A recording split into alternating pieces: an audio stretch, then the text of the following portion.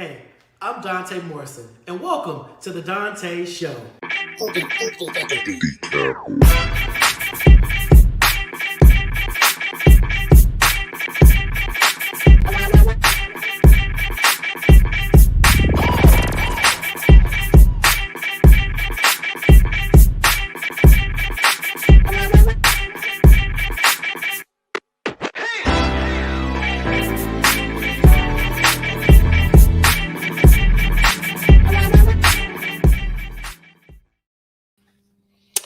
What's up, everybody?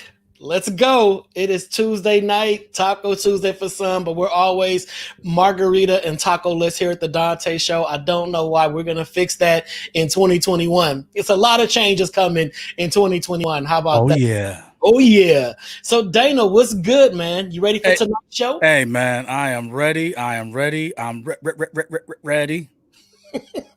Man, so let's do a little prayer real quick that tonight's show goes we have educated and enlightened conversation that's really going to empower the people.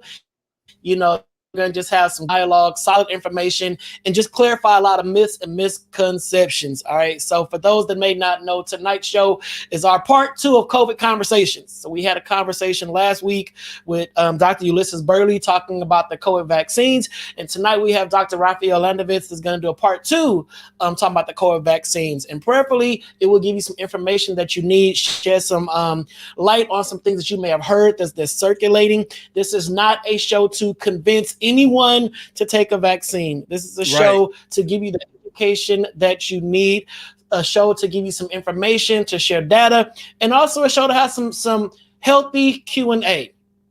All right. By healthy Q&A, I mean, if you have questions, ask questions. We will try to get the answer as best as possible if we have the time. But please, let's respectfully not just bombard the thread with a lot of myths and misconceptions or I heard and this and this and this. Let's just share some true, solid information. All right. So, Dan, you want to say anything, man? I can't. They're standing outside the window, so you can't say that. You can't say. You got to whisper. Well, come inside so they can learn about the COVID vaccine. You got to. They watching. They watching on their cell phones, but you got to whisper my name these days. Okay. I'm just ready to get these nuggets and get some facts. So I can better educate myself, and I hope, excuse me, our village is here and ready to learn as well, and listen before they reply or respond. Real talk. Again, This is not to make anybody do nothing. Right. Would say, Dana? All right. So before we get into I'm not doing this. Before we get into it, before I bring the guests on tonight, we're going to bring the guests on early so we'll have enough time to really just dissect and dig deep. Before we go, I want you guys to sit back and we're going to watch a clip, okay, featuring tonight's guest. All right, Kwame? Boom, it's all on you. Let's go, baby. We received some very promising news. The early results of Pfizer's COVID-19 vaccine showing a 90% efficacy rate. That's just one of a number of vaccines in development. Researchers at UCLA Healthcare are testing another vaccine, and they're committed to recruiting volunteers from communities of color that have been disproportionately affected by the coronavirus. And here to tell us all about it is the professor of medicine in the Division of Infectious Disease at UCLA Health, Dr. Raphael Landovitz. Dr. Landovitz, thanks so much for being with us. So yes, we know about Pfizer's COVID-19 big headline today. A lot of people excited about that. You are working on the Oxford AstraZeneca vaccine trial. Tell us how the two differ. The AstraZeneca vaccine actually is using the same target of the COVID-19 virus that the Pfizer and actually the Moderna and some of the other vaccines that are also in development are using. Also, they're just using a little bit of a different mechanism of showing it to the body. They're using a chimpanzee adenovirus. Humans introduce this piece of the coronavirus candy coating, if you will, the body to generate an immune response as opposed to using a more genetic-based mechanism, which is what Pfizer and Moderna are doing. We call it a race for a vaccine, but even if somebody else gets to that finish line first, your work is not going to stop or need to slow down? Why is it important that we have a bunch of options that might end up with a bunch of vaccines? No, that's exactly right. We're all rooting for each other. We're all rooting for all of these vaccines to be safe and effective. The reality is that even with all of the advanced planning to make an enormous number of doses of each of these vaccines in production already, even before they've been shown to be safe and effective, it's going to take time to get them out to everyone who's going to need and want them.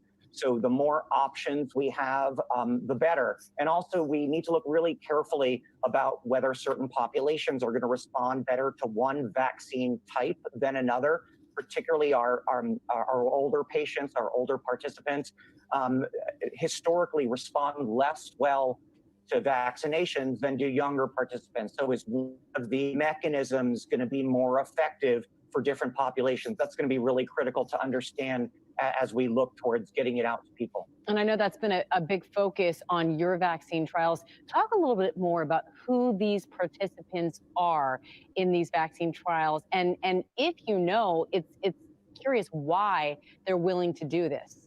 The one thing that I hear repeatedly is altruism. People want to do something for their families, for their communities, for the country, to get us out of this pandemic. And the other thing that I hear a lot is it's taking some power back. I think throughout this whole pandemic, we've all felt really powerless and helpless to do anything to help it end. And doing one of these trials, participating, and telling other people it's not right for them about it, so they can make the right choice, is a way to take back some measure of control. And that's really been something people have been craving. And one other thing here, Dr. Landovitz, you talked about different populations, trying to see how the vaccine reacts in those different populations, but you all are focusing as well on communities of color. Why is it so important to have communities of color and a diverse group of folks in a vaccine trial?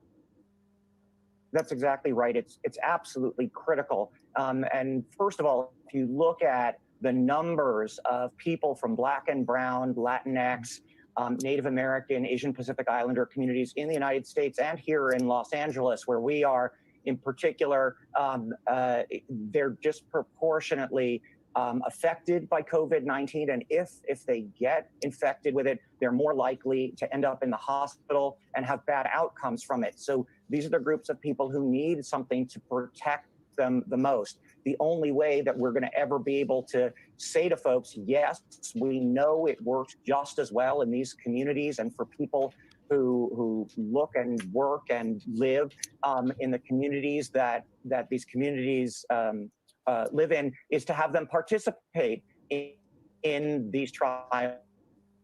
These are the information that we're going to be able to use to help say and effective for people who look like me. And that's really important for someone to be able to say, to have confidence when hopefully we have a number of options that people can choose from, and we want them to take it once we're done with the trial. And speaking to public confidence in the vaccines or vaccine that we will end up getting hopefully soon, I'm curious with this whole Operation Warp Speed, it does make a lot of people nervous. Is it going to be, yes, it might be effective, but is it going to be safe? How do you let the public know and reassure us that this is going to be safe and effective? I agree completely. I think the term Operation Warp Speed was intended to be cute, and I think it's engendered a lot of people to be worried about exactly what you're saying. I think people think that safety is being compromised, that means people aren't taking it seriously. And I want to really assure people that that's not the case. Every effort is being made to ensure that each of these vaccines is safe and effective, and no steps are being skipped. UCLA Health, Dr. Raphael Landovitz, sir, thank you so much for your time and for your work. We'll keep checking in with you if that's all right. Thanks so much. Thank you. All right. So Dr. Raphael All right. Landovitz is our guest on tonight. So we showed that clip just to kind of give an overview of the conversation and the subject. I know there's a lot of questions about the vaccine. There's a lot of speculation. There is a lot of medical mistrust. And he and I have talked about this in depth. I have known him for a long time. We've worked on a lot of different research projects when it comes to just providing, healthcare within the community. So hopefully on tonight, you will hear something that would just help you better understand the process of vaccines. That will help you understand how we got to this point. Again, like we said when the show started, this is not a show to make anybody take the vaccine. It's not a show to make anybody run out and go get it. It's a show that that you can get educated. And I know that we are well aware that there is medical mistrust. Dana and I have talked about this in depth. We've had good conversations about it. We are well aware of that. But we just want to make sure that the community, the village, the Donta Show village, Right. it gets the education, and you can make your own decision with it. You can run from it. You can run to it. It does matter to us because I want everybody to be healthy and to be safe. But at the end of the day, people are going to do what they want to do. Exactly. All right. I love y'all anyway. It does not matter. So with that being said, I'm still giving folks time to invite their friends, family, cousins, and loved ones up into the show. I'm inviting some of my kinfolk up in here so they can get this education. So, Dana, anything you want to say before we bring on our guests?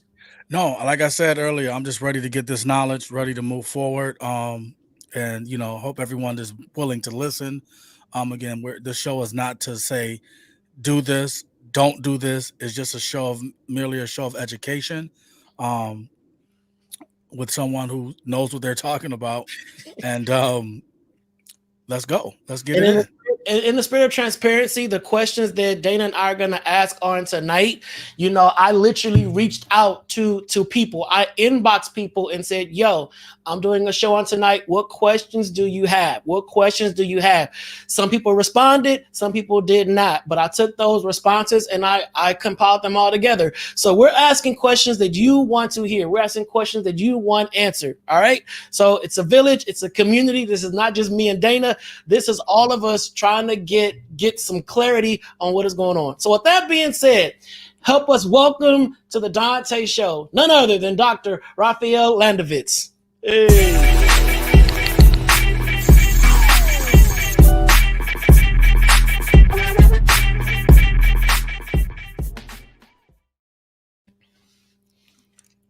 Hi, Donta and Dana. Thanks for having me on. Hey, how are you? Most definitely. Can I call you Rafi? That's what Please do. Please do. We're all friends here.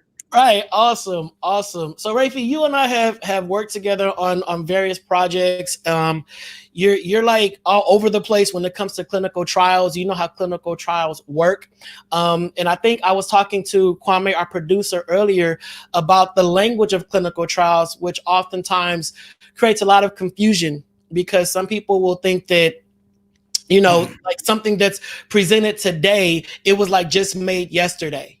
And although, the pandemic hit the America this year, we've been on lockdown for, I would say, upwards of 9 to 10 months, and now we actually have a vaccine released.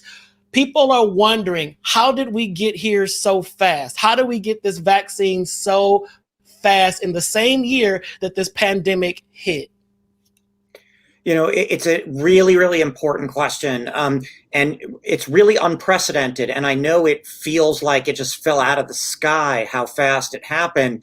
But really, what we've seen is obviously social media and electronic communication has advanced, and technology has advanced so much in the last few years that this sort of public health emergency happened in December, January this year. And there was this never before seen collaboration of scientists from across the world studying this virus, sharing what they learned in real time, and working all together to develop these vaccines. These vaccines were developed out of collective intelligence and information and collaboration from things that started in China and then went to Europe, and then came to the U.S. and then Central and South America.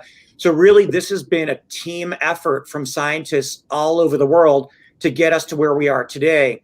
And it's really been super interesting. There were a lot of public health emergencies that didn't get everybody's attention, right? There was Ebola, there was SARS back a couple of years ago. And so people started working on these vaccines back then, but they both kind of burned out in terms of the attention and the funding that was directed toward them before the vaccine ever got fully developed.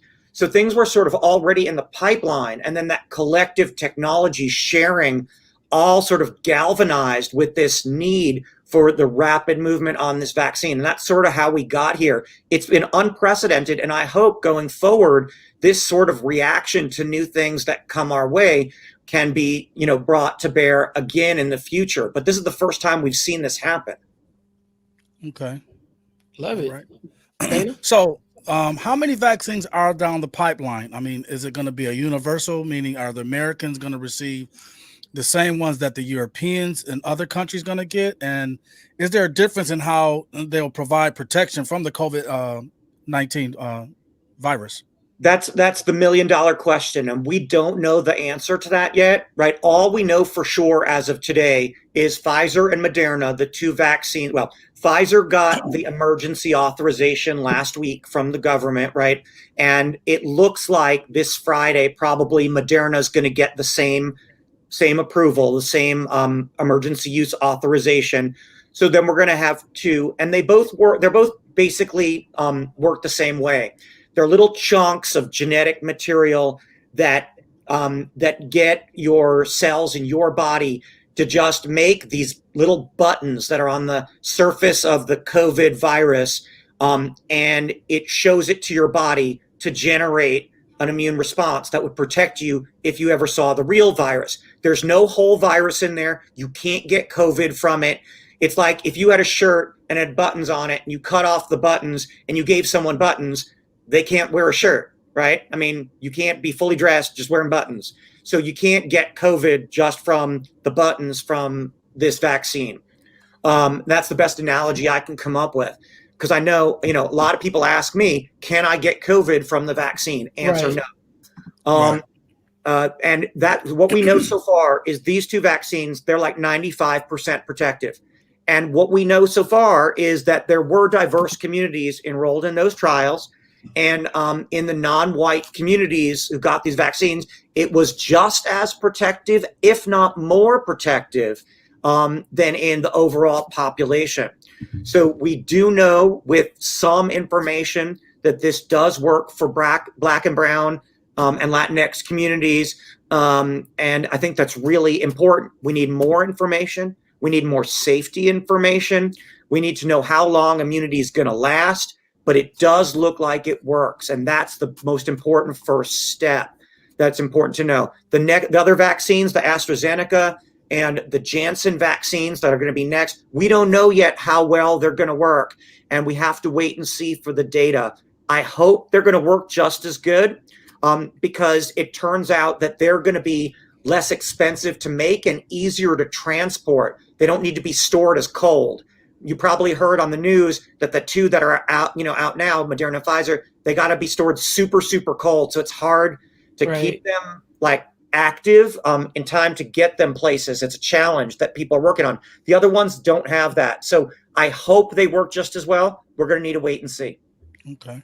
And when we talk about clinical trials, can you do like a quick, 60-second, drop on how clinical trials work? Yeah. So, as I think everyone who's probably watching tonight knows, back in the day, medical researchers did some unethical, horrible things. They experimented on people. Tuskegee's an example of that. Numerous other examples exist. And I can totally understand why people have significant mistrust in medical research. Out of that horror, that unacceptable horror, has come some improvements in the way clinical trials are done. Now, you cannot do a clinical trial without it being reviewed carefully by an independent group of people called an institutional review board, who look at what you're proposing to do in the study And they will tell you if the risks and the benefits or the potential benefits are appropriate to ask somebody to take that chance. And have you explained to people what they're signing up for when they participate in the trial? That's critical. And the other really important thing that's different now, that is universal in clinical trials, is this is all voluntary. And people are told that they can opt out of the trial at any point. They can say no to any element of the trial. So people are informed, this is what I'm going to be asking you to do. This is what we know about it. And it's voluntary. And that's what's critical. No one's being forced to do anything. And then once someone has been explained what the trial is about, if they believe in it and they want to go through with it, they can start, they can get out at any time, and they get informed about any new information as the trial goes on. That's also another important point is, you don't just sign up for something and say, guess I'll find out at the end if it's safe. No, if we learn something about, it makes you get a rash or it makes you get blurry vision, we will tell you that in the middle as soon as we know about that information. And then, of course, we share the results at the end. Those are all the critical elements of clinical trials in 2020, and that's important to know. Okay. Awesome. I'm going to go off script because I see some solid questions that were asked in the thread. We can knock these out. Let me see. Bridget Piku said, I was reading it's going to be held back for the immunocompromised folks. So immunocompromised are people like living with HIV, such as myself. Is it going to be held back for that population? So great question, and answer no. So in the trials that are happening now, first of all, people with HIV who are on treatment and doing well were allowed to enroll in those studies. That's super important to know. And the way, at least the guidance that the CDC and the group that recommends vaccines and who they should be used for, it's called ACIP. It's the American College of Immunization, and I'm not going to remember what the P stands for, but it's the group that recommends who's going to get vaccines. They say that as long as an individual provider thinks that it would be safe to give someone that vaccine, they do recommend you go ahead and give it. The concern is, for example, if someone's getting chemotherapy right now and their immune system is super weak, they might not get immunity from the vaccine. So it's not so much a concern that it would cause some problems. It's just it might not provide that protection because you need an immune system that's able to generate a recognition of a foreign thing like COVID if it shows up in your body. And Artemis Simpson wants to know, if you already contracted COVID, do you need to get the vaccine? So another awesome question. Remember that, we believe that if you've had COVID already, you do have immunity to it, but we have no idea at this point how long that immunity lasts. What we know for sure is it seems like 3 months after you've had it, the chance of you getting it again is pretty unlikely. But how long after that you stay immune to it, we don't know. There's some suggestion that the immunity might go away pretty quickly after that point. So yes, the recommendation is even if you've had COVID, you should go ahead and get this vaccine because it might make your immunity last even longer, and it might even be better immunity than having gotten it yourself. They do say that because of that thought that you have immunity for at least 3 months after, if you want to sort of hold back and wait for at least 3 months after you're fully recovered, that's not a crazy thing to do. That'd be okay. But there's no reason to not get it. In fact, they say it probably is a good idea. Okay. And then last question so far, Yvonne Edith wants to know, are the vaccines safe for those that have previous health conditions such as diabetes, high blood pressure, etc., and even including what Pamela asked, people that had cancer? Yeah, so great questions. So the studies that are being done now did exclude people who had cancer in the past, so that we're not going to be able to answer from these studies. But yes, these studies did enroll people with diabetes, hypertension, all sorts of other medical conditions. I think what's really important to know, though, is that in these early studies, you want to make sure that you can figure out what the side effects are that were caused by the virus, by the vaccine, and what is caused by other conditions. So they did insist that even if people had those conditions, they were at least stably on treatment for them. So they weren't going to, show up with a blood pressure of 300 over 170, and could that be from the vaccine? Oh no, it was someone who just had high blood pressure and they weren't in treatment for it. So you could have a large number of different conditions. It just had to be well controlled to be in these early studies. Got it. Okay. Does that make sense?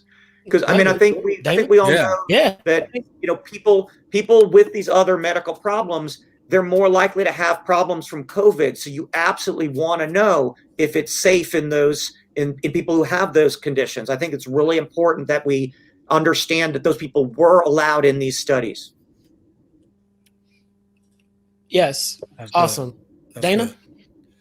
All right. So, and distribution efforts targeting specific populations, healthcare workers, long care facility residents will be first in line to receive this shot. When do you think it will be available for other demographics? Yeah, I think we're all asking that question right now, and I'd be lying to you if I said I knew. I think we're just getting the first shipments of the vaccine, arriving here in Los Angeles today, and it's just being given to, healthcare workers and people who live in settings where people live together, just starting today. And I think we're hopeful that by mid 2021, we're going to be able to have it for everyone who wants it. I think a lot of that is going to be dependent on how many of these different vaccines end up showing these high levels of protection, right? If it's just Moderna and Pfizer, it's going to take longer to get enough doses out. If Janssen and AstraZeneca and the others also show these super high levels of protection, it's just going to let us get more opportunities out to people first. And, it's interesting. We're not used to in this country seeing healthcare, and I'm going to use this term specifically, rationed, right? We're used to saying, you want something, you get it, right? And this is the first time, at least in my lifetime, that I can remember where, if you said, hey, I need this, and I'm in care and I'm able to see a doctor, I can't get it, even if my doctor thinks I should get it right away. And so it's very uncomfortable for us right now to not be able to have something in the middle of this pandemic. But, the reality is they're dancing as fast as they can, and they want to make sure it's safe and that it works before they just roll it out. And I know there's been enormous distrust about that process and about, is this going to be safe? Is it going to be effective? And are people just experimenting on people? And this is not the case. It's being very carefully done. And I can only speak to that from my position of locally running the trial using the AstraZeneca vaccine. So I can see what's being done from firsthand experience. I can't speak, obviously, to the others, but I fully believe that the people who are running these studies on the ground are making sure that this is done in a safe and rigorous way to make sure that people can believe the data that comes out of it. Oh, thank you. And one quick question, I'm gonna go off script too. What do you say to those that their medical doctor, their PCP, their primary care physician, like you or doctor, what do you say to those people when they go to their doctor and the doctor says, because I've known people that their doctor recommended that they didn't take the flu shot because he or she hadn't taken it.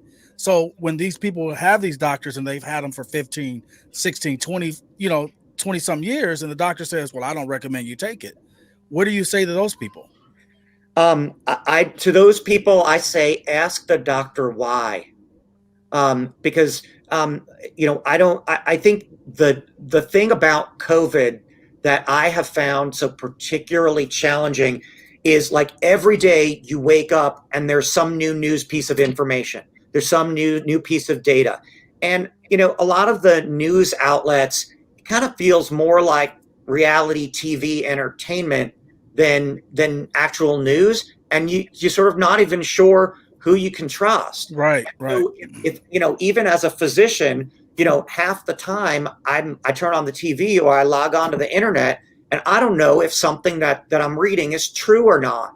So you got to figure out who your trusted sources are. And if a physician says to a patient, I don't think that you should do this, I think that patients should feel empowered to say, tell me why you think that. Tell me what information you have, because I want to understand why you think this isn't good for me.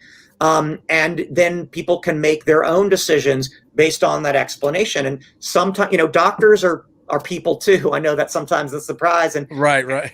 We're susceptible to misinformation that comes down the news, and people don't always have all the right information. And so I worry that if someone categorically says, never take the flu shot, I wonder if that person has all the information. There's certain populations that sure they shouldn't get the flu shot because it could cause more problems, or maybe they're allergic to it. But there are certain people who have a much higher risk of dying if they get the flu. And maybe for them, that risk is worth taking for the potential benefits. And I would say the same about this vaccine. No, it's not for everybody. But I think everybody should at least think about if it is for them and ask themselves that question and think about it seriously. Okay. Thank you. All right, back to the thread. Let me hit them as I see them. Rafi, do you know the contents of the vaccine? I know there's a lot of stuff that's circulating online, just giving the ingredients and whatnot. But do you know what is in the vaccine?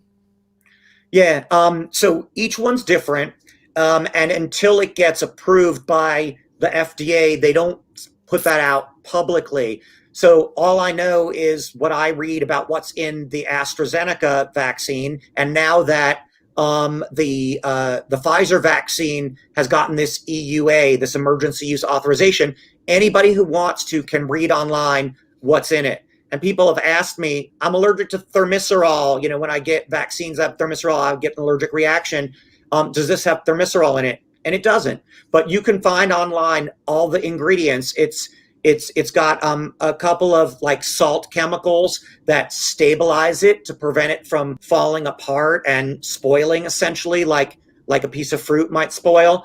But not a lot of preservatives and not a lot of extra stuff in it. But you can find it's called the package information for each of these vaccines once they get approved and see exactly what's in it. Basically, fancy salt water. Okay. And then Tasha Steiger, she asked Tasha goes in depth. She says she would like to hear your thoughts about what they learned about genetic predisposition and makeup during these early trials. Yeah. So there are a couple of genetic components that they're really interested here that have more to do with COVID disease than with vaccine response. And one of the craziest things about COVID is, right, some people basically get the sniffles. Some people, they're told they have it and they have nothing. And then some people get horribly, horribly sick and can end up in the hospital on a ventilator and even die from it, right? I think we all have people in our lives, in our families, in our circles that have, all those different experiences. And we're trying to figure out desperately what makes some people get super sick and some people get really very little. And early on, there was a suggestion that it had a lot to do with blood type. And it seemed like people with type A blood, they had about 50% greater chance of ending up in the hospital if they got COVID. And people with type O blood, they were more likely to not get sick at all by about 33% than the average person. And now it seems like maybe it's not blood type so much, but on the chromosomes in your genetics, there are some immune chemicals that the body makes that live right next to that blood type gene. And some people don't make that immune fighting chemical as well as others. And that actually is the difference. And people are still trying to figure this out, but there is something genetic going on about the way people respond to this. And people are working night and day to figure it out, because if you can figure it out, maybe you could do something to change that outcome. Okay. And I just want to, and you said something about the, how you said each vaccine is different. And I know that may shock a lot of people, but I was talking to someone earlier this morning about that, because they were like, well, how do we know that we're going to get the same vaccine, yada, yada, yada, yada, yada. And I kind of pulled them into my experience living with HIV. You know, for people that may not understand, when you have HIV, there's a series of different medications you can take, you know, to combat the virus. So like right now, I'm on a medication sponsored by one pharmaceutical company, but another pharmaceutical company has another medication that somebody else may be taking. Same results, same outcome. We both can get to undetectable, but we're taking two different pills. So I just want people to understand that, so you won't get kind of flustered when you hear that it's a different vaccine. Well, you're not taking the Janssen one, you're taking AstraZeneca, you're taking the Moderna. At the end of the day, they all have the same common goal. So, similar to HIV medications, you know, the one I take may not be the one someone else that's positive is taking, but it's just as effective, and it can both of them can combat the virus. So I'm trying to say that in a way that people can kind of see that when we say it's different vaccines, they don't go into panic mode and say, but I want the good one. You know, I want the really, really good one. You know, and I get it. It can be confusing and it can be alarming when you hear there's a different one out there and you didn't get this when you got that one. But the common goal is still to combat COVID, you know, at the end of the day. You know, let me see. Oh, okay. Tasha also said there's a group of seasoned medical physicians who have been banned and otherwise muzzled from speaking out about the precautions of taking the vaccine prematurely. Do you have any insight or knowledge of that? I don't. I haven't heard about that.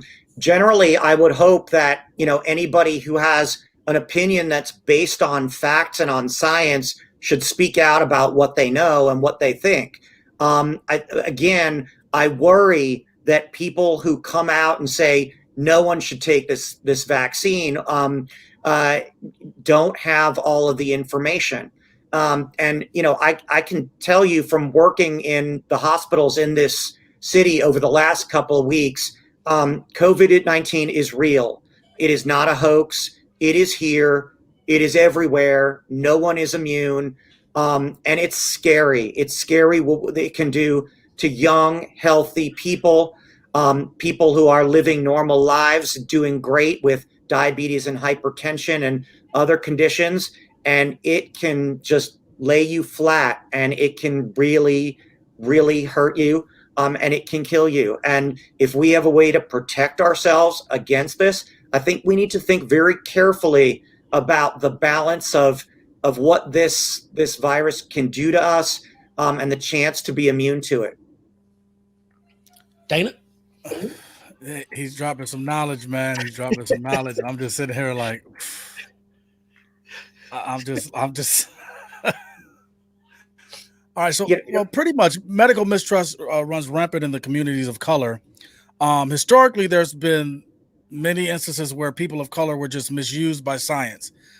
And we're trying to figure out in the African-American community, how is this situation different from times in the past? Yeah. And I wish I had an answer that was going to satisfy everyone. And I'll tell you right now, I don't. All I can tell you is the clinical trials process has changed from the horrible tragedy of Tuskegee and other experiments. And I fervently believe that would not be allowed to happen again because of these oversight bodies and the rights that are given to study participants in 2020, at least in this country. And these are agreed upon internationally. So I want to assure anyone who's thinking about being in one of the studies, as I said before, really that people will be informed of the risks and benefits. It will be completely voluntary, and they can leave at any time, and they will get all new information as it comes out. Once you say, okay, well, now the study's over and they're telling me that it works, how can I trust that that's actually true? I understand that the sort of the federal government right now has really sought to divide people and to make people trust each other less. And it was already a fragile trust, if there even was a trust before. And I hope that the new administration is going to try and find a way to bring us together so we can once again identify who to trust for reliable information.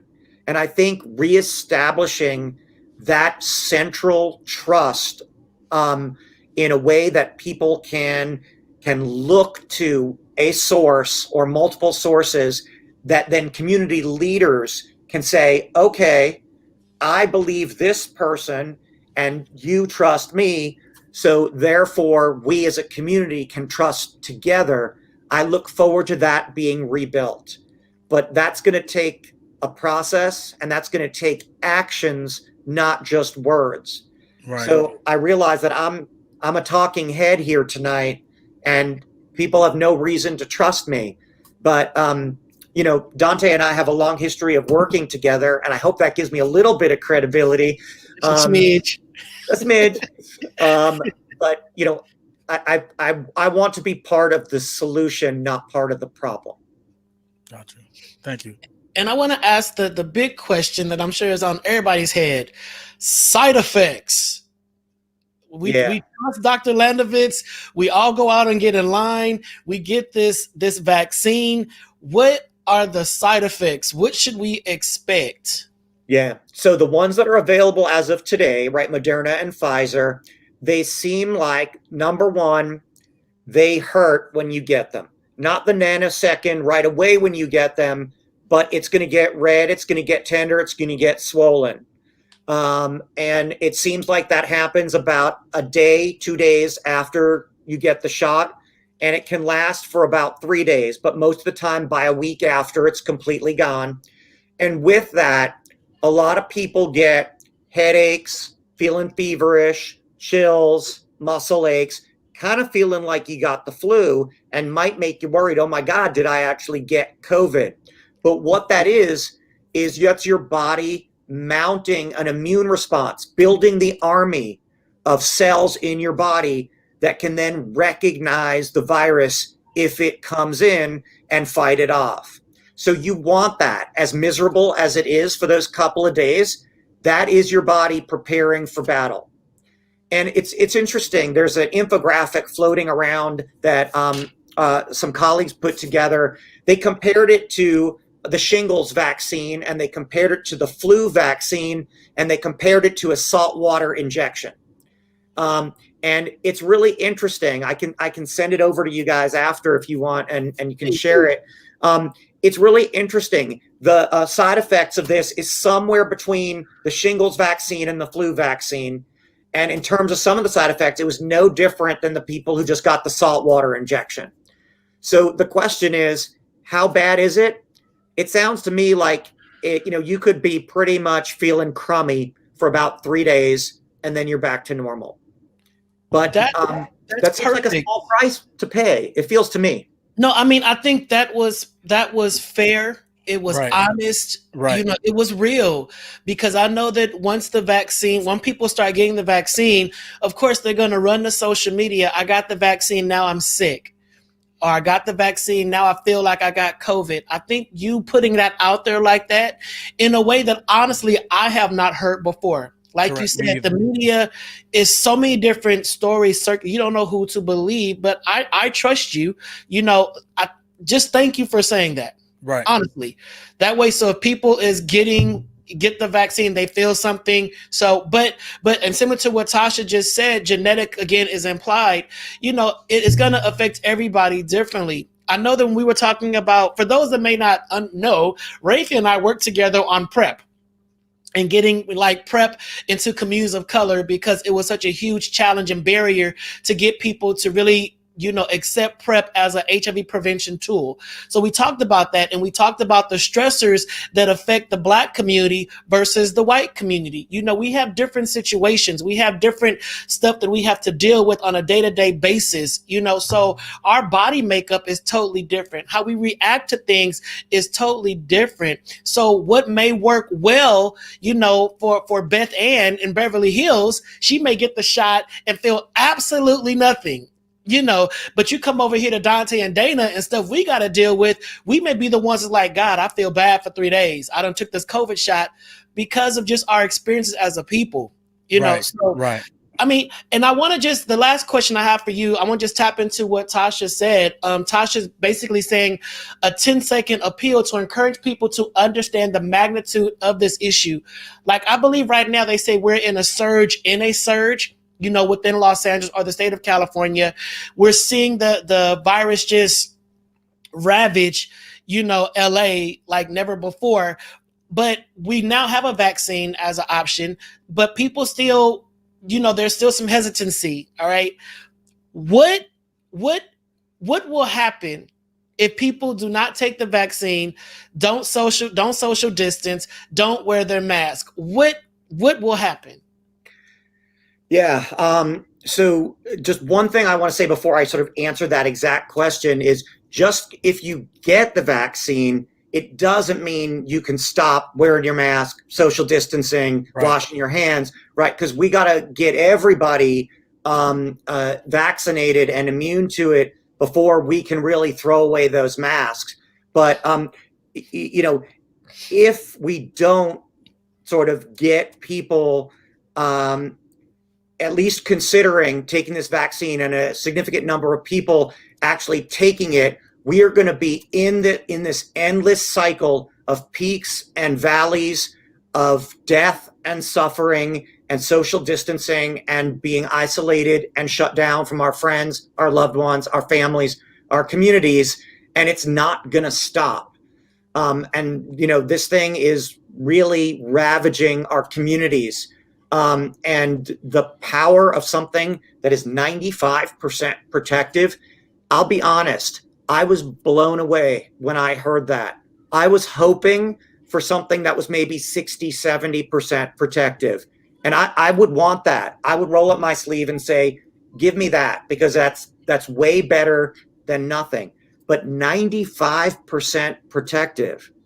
And one of those vaccines, I think it was the Moderna one that showed its results today, for Black communities, it was 100% protective. There were no COVID infections in the Black participants in that trial. Now, that doesn't mean no Black person will ever get COVID on it. It means based on the African-American people who are enrolled in that study. But that's power right there. And I think we all have a huge debt of thanks to the African-American volunteers who took a leap of faith and participated in that trial. So we have that information to share today.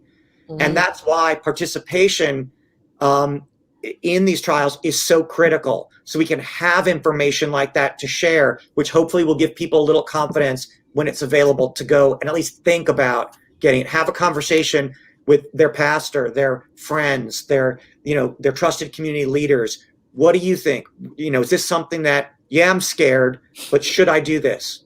Right. And I know that we're talking about vaccinating essential workers and those living in assisted living facilities first. But what about the elderly who are independent? But they're up in age, like the 70, 75 and up, 80 and up. Because my grandmother, my great-grandmother, is 98. She contracted COVID, was asymptomatic, had no idea she had COVID. We're all panicking. And she's like, what's wrong with y'all? But she lived in a facility, but it makes me wonder about the other residents that lived in her facility that may contract COVID. And then those people that live at home, and they may have like a in-home caregiver or a nurse that comes once or twice a week. Is there something that's being done for the elderly that may not have to, that don't live in those facilities? They just kind of exist on their own, but they're still at high risk. Yeah, and there are plans absolutely to prioritize getting it to elderly folks. Absolutely. Again, this is like never before in our lifetimes have we had this much limited supply of something that a lot of people want. And so they had to make some really difficult decisions about who needed it first and then who needed it first of the first, right? And so the elderly are absolutely up there with the first. It's just right when COVID gets into a situation where people are all living together, it burns like a wildfire through there. So the reason that group of people got bumped up even higher priority. And the reason the healthcare workers did, obviously, is because if the nurses and the doctors and the respiratory therapists and the cleaning staff at the hospitals and everybody who works in those healthcare settings, if they get out, then you can't take care of everybody else as they get sick. So that, I'm glad I was not part of those decisions, because those are incredibly hard decisions to make. And I think I would have been pretty tortured in having to say, this group is more important than this other group, because how do you make those decisions? But somebody had to when you have limited supply. The goal is to get it to everybody as quickly as possible.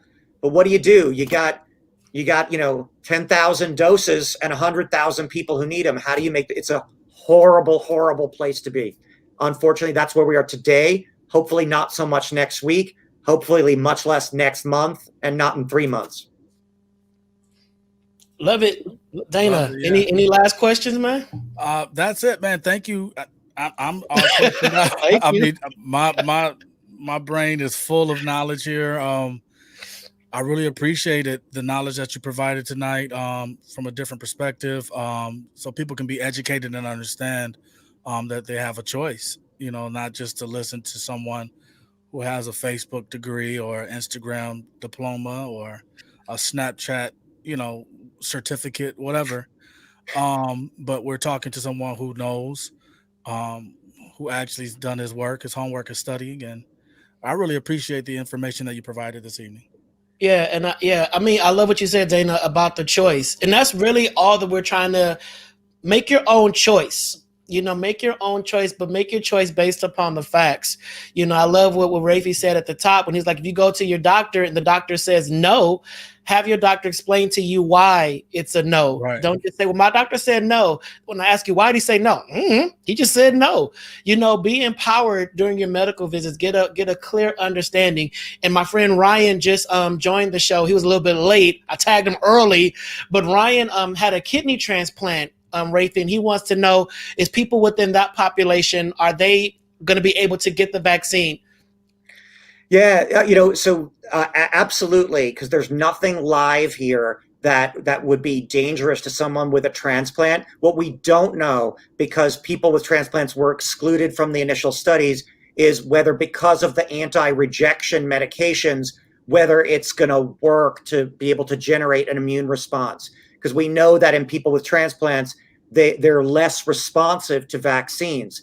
But let me turn that on its head for a second, if I can. The reason we all should get the vaccine is because people like Ryan, it may not work for them. So to protect people like Ryan, we all have to make sure that we don't have COVID. And for Dante's grandmother, who got COVID, if we had all had a vaccine and we weren't shedding COVID, she probably wouldn't have got COVID in the first place. Luckily, she was asymptomatic. But that some people are like, well, I'm young, I'm healthy, I'm going to be fine if I get COVID. Maybe, but who are you going to bring it home to? And where your friends can't. So, think about that too. And then I'm sorry, they're coming in, Rafi. So Tony Ross just asked the question on YouTube: how long do you have to take the vaccine? And I know this current vaccine is 2 doses, right? You have to go once. And what if a person doesn't go back for that second dose? What's the problem with that? Because I know for hepatitis, you got to get it in 3 doses. So we're supposed to get this in 2 doses. We get the first one, we feeling good. We don't go back for the second. What can happen? Yeah, so we don't fully know, but the early studies suggest that fewer people will get, the level of immunity that you need to fight off the virus. So some people will with just one, but not everybody, and it probably won't last as long. So please, if it's a 2-dose series, go back and get that second one, even if the first one kind of was, you felt crappy afterwards. Go back for the second one. The only one that's currently in advanced development that's one single shot is the Janssen one, and we don't have results on that yet. All the others, 2 shots, about a month apart. Okay. Ravi, thank you. Thank you so much, guys. I really appreciate the opportunity to come on. It's been a lot of fun. If anything comes up, email me, tweet me, text me, whatever. Right. And I'm going to close this out with what Tasha said. Tasha said, the reality is the facts today will be different facts for tomorrow. It's science that evolves over time. Let's just stay informed. Period. That's all this is about. Stay informed, people. That's all we're trying to do. Stay informed. Everybody, please give it up for Dr. Raphael Landovitz, who came on the Donta show and just dropped knowledge, and we had a very safe, refreshing, healthy conversation. Go Village. Give it up for the Village. Rafi, Yes. Thank you so much. I appreciate you, man. Thank you. Thank you. Thank you.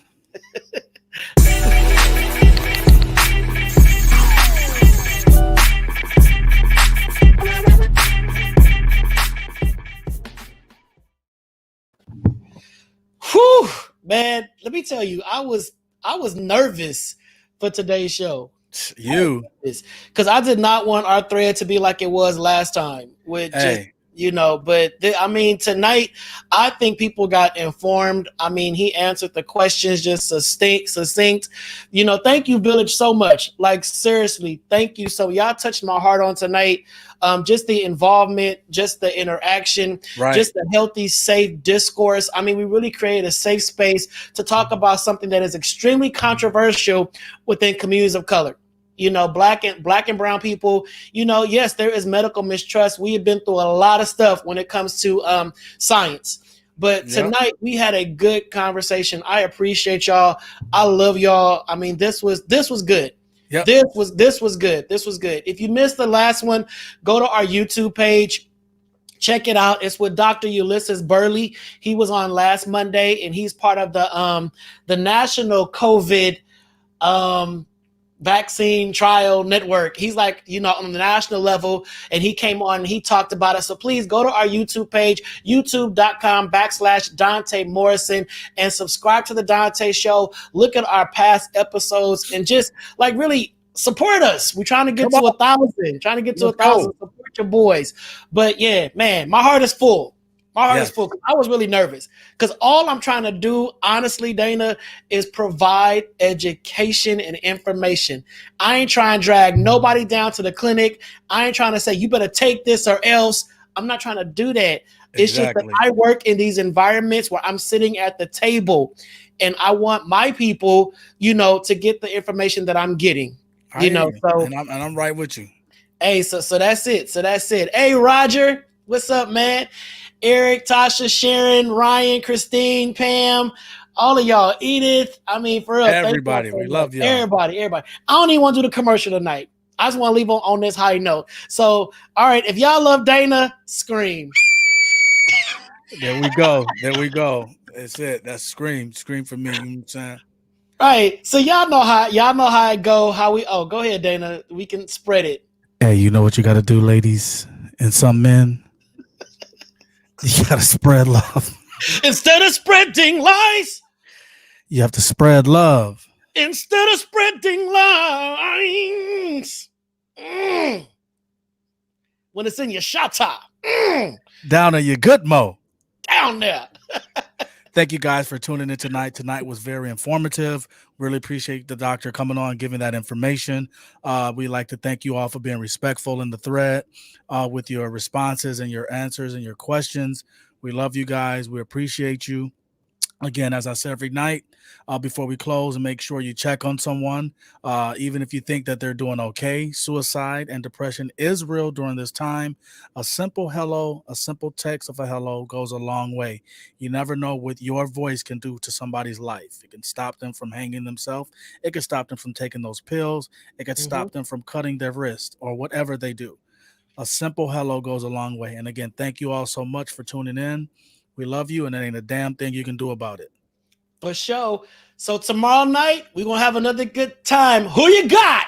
Who you got tomorrow night? Tomorrow, maybe we should pull some folks on tomorrow night. So if you want to be a guest on Who You Got tomorrow night, just hit me up in the inbox and say, yo, I want to come on and be a part of Who You Got. For those who never seen Who You Got, so we do a battle, music, hip hop, rap, music, all that kind of stuff. You want to be a guest, just hit me up in the inbox. I can pull you on. We got room for like 6 other folks to be on the Donta show. 4 other folks be on the Donta show. 4. So we got room for guests. So if you want to be a part of Who You Got, just hit me up on the inbox. Say, yo, I want to be in it. I want to make this happen. I want to do it. All right. So listen, I love y'all. Real talk. 100%. I love the village. I love my people, my folks, and we are educated. We're growing. We're getting stronger, and we're getting stronger together. All right, so thank y'all for watching on tonight. We'll see you tomorrow night right here, 8 p.m. Pacific Standard Time on Facebook Live and YouTube. Also, shout out to Power Media Network for making this happen, and the wonderful Kwame Corbett, who works behind the scenes, doing all the visuals, the graphics, the videos, the commercials, everything power related. And I'm telling y'all now, January 4th, 2021, y'all gonna see something so on fire when it comes to the Donta show. I'm telling you, January 4th is not only my birthday, it's my birthday, but it's gonna be the first show of 2021. So we gonna turn up, and you gonna see what me and Dana have been working on behind the scenes with Kwame, and y'all gonna be like, damn. Yeah. Yeah. All right, so we love y'all. We'll see you tomorrow night for another round of Who You Got. All right, boom. Take care, y'all. Peace. Be blessed. Wear your mask. Wash your hands. Social distance. All right. If you don't get the vaccine, still wash your goddamn hands and put your mask on. All right. Exactly. Point blank. Love y'all. And take a mint for yourself. Pop in that TikTok. Peace out, y'all.